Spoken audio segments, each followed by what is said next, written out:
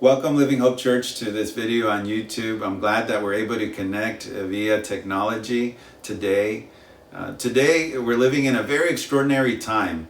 No one would have predicted the last week that our country would change so drastically.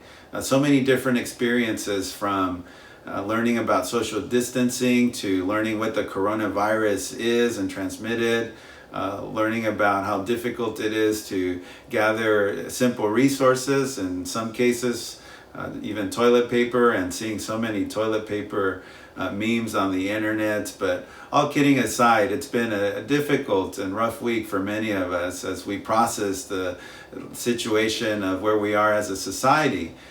But today I really want us to focus on our care of our spiritual lives. We spend a lot of time caring for our physical needs, and through this video I hope to encourage you to remember that God is with you, that God has a word for you of comfort. And so I'd like to reference a story from the Gospels. In Luke chapter 19, we're told of Jesus and Zacchaeus. Zacchaeus goes up into a tree searching for Jesus, and then comes down through the crowds. And in that conversation, Jesus tells Zacchaeus, can I stay in your home? And of course, Zacchaeus says yes, and responds to Jesus that he wants to give back some of the funds that he's taken from people unjustly. And at the end of the passage, Jesus says, salvation has come to your home. I want you to think about your home and what Jesus wants to do in your home in this season, today, and in the next few weeks. It is the home where Jesus is present, powerfully present. It is the home environment with your kids or whoever you live with, where Jesus longs to minister to you.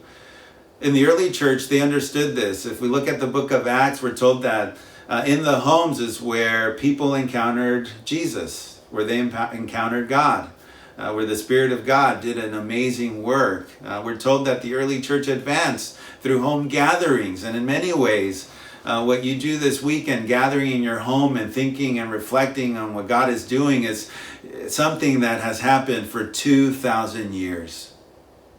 The passage today reminds us that Jesus is present just where you are. Jesus will be present when you are tired in your home, when you are resting in your home, when you're going through the mundane tasks of cleaning, when you're doing all the different things in your home. Jesus is present. Well, as we look at the next couple of weeks, I'd like you to think about three things, or I'd like to pass on three things for you to reflect on and do in this new world that we're living in. First is pray.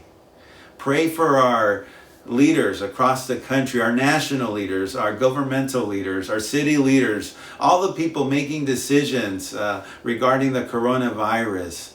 They need wisdom in handling this whole situation. So pray for them, intercede for them. The Bible tells us to pray for our leaders.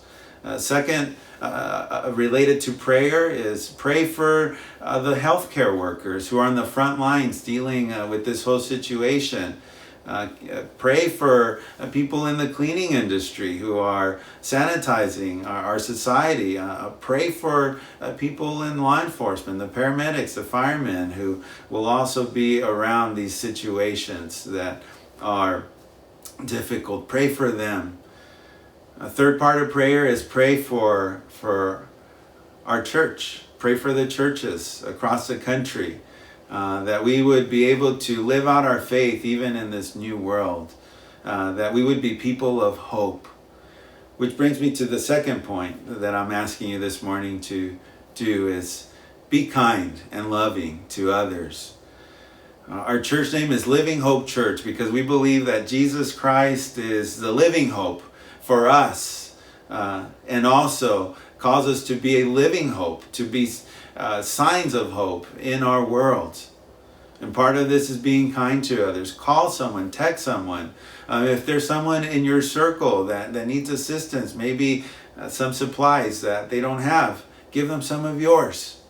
Whatever that is, Be kind and loving to others. Part of what we're doing this morning by not meeting is being kind and loving our neighbor by making sure that this situation doesn't get out of control. We are people of hope, people of love.